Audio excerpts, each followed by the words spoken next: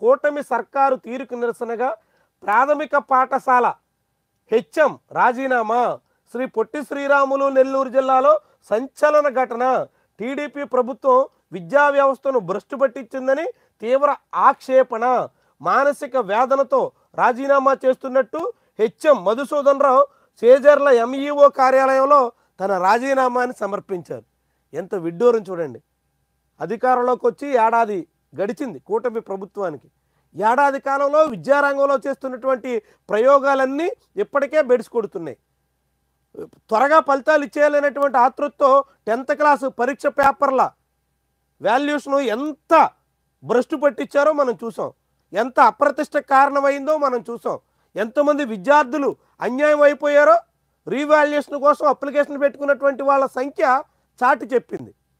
ఒక్క 10th క్లాసే కాదు, హైయర్ ఎడ్యుకేషన్ నుంచి ప్రైమరీ ఎడ్యుకేషన్ వరకు అన్ని దశల్లో కూడా ఆంధ్రప్రదేశ్లో విద్యారంగం కుంటినడక నడుస్తుంది.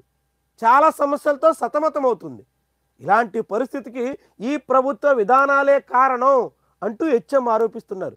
హెచ్ఎం మధుసూదన్ సేజర్ల మండలంలో పనిచేస్తూ తన ఉద్యోగానికి రాజీనామా చేయడం అనేది చాలా చాలా ఆసక్తికరమైనటువంటి అంశం. ఎందుకంటే ఉపాధ్యాయులకు సంబంధించి ప్రభుత్వం ఇచ్చినటువంటి హామీలు ఏమీ అమలు చేయట్లా.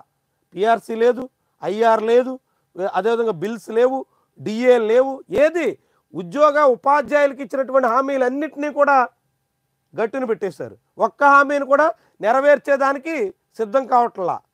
అదే సమయంలో విద్యారంగంలో చేస్తున్నటువంటి ప్రయోగాలు ఉపాధ్యాయుల్ని విద్యార్థుల్ని తీవ్రంగా సతమతం చేస్తున్నాయి.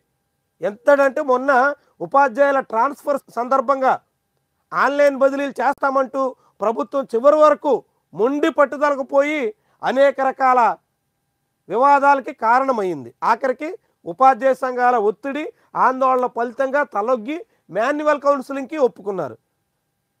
ఇక అలాంటి అనేక రకాల సమస్యలు ఎంతగా అంటే చివరికి అత్యంత ఆర్భాటంగా మేము స్కూల్ పిల్లలకి కిట్లు ఇచ్చాం అని చెప్పుకున్నటువంటి ప్రభుత్వం స్కూళ్ళు తెరిచిన దాదాపు 10 రోజులు అవుతున్నటువంటి తరుణంలో నిన్న ఏ యూనిఫామ్తో పిల్లలంతా రికార్డు నెలకొల్పారు చూడండి.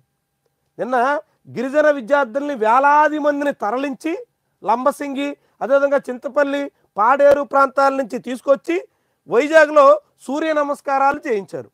ఆ సూర్య నమస్కారాలు వేస్తున్నటువంటి పిల్లలందరి యూనిఫామ్ ఎవరిది? జగన్మోహన్ రెడ్డి హయాంలో జగన్మోహన్ రెడ్డి ఎంపిక చేసి అప్పుడు పిల్లలకు అందించినటువంటి యూనిఫామ్. మరి అంటే ఈ ప్రభుత్వం ఇచ్చినటువంటి యూనిఫామ్ ఏమైంది? స్కూల్ తెరిచిన 10 రోజుల తర్వాత కూడా పిల్లల యూనిఫామ్ ఇంకా అందలేదంటే, ఇంకా జగన్మోహన్ రెడ్డి హయాంలో అందించినటువంటి యూనిఫామ్తోనే పిల్లలు ఇలాంటి రికార్డులు నెలకొల్పే స్థాయిలో ఉన్నారంటే, ప్రభుత్వం దీన్నే ఘనంగా చెప్పుకుంటుందంటే, మరి నారా లోకేష్ నేతృత్వంలోని ఈ ప్రభుత్వం స్కూల్ యూనిఫామ్లు కూడా, స్కూల్ కిట్లు కూడా అందించడంలో చేసినటువంటి జాప్యానికి నిదర్శనం కాదా? సకాలంలో అందించలేకపోయారు అనే దానికి ఇదొక తార్కాణం కాదా? చూడండి, ఎట్లా విద్యా వ్యవస్థ ఉండడంతో ఆఖరికి ఒక హెచ్ఎం కూడా రాజీనామా చేసినటువంటి వైను చాలా చాలా ఆసక్తికరంగాను అత్యంత విస్మయకరంగా కూడా కనిపిస్తుంది. ఉపాధ్యాయులు కూడా ఈ ప్రభుత్వ విధానాల వ్యవహారాన్ని భరించలేక విధులకు దూరంగా ఉంటామంటూ రాజీనామా సమర్పించిపోయే పరిస్థితి వచ్చిందంటే చూడండి. గతంలో జగన్మోహన్ రెడ్డి హయాంలో కొందరు కానిస్టేబుల్ అక్కడక్కడ ఇదే రీతిలో సవాల్ చేసి రాజీనామాలు చేస్తున్నామని ప్రకటించారు. కానీ ఇప్పుడు ఏకంగా ఒక హెచ్ఎం రాజీనామా చేసి ఇంటికి వెళ్ళిపోతున్నటువంటి వైను చాలా చాలా విడ్డూరంగా ఉంది.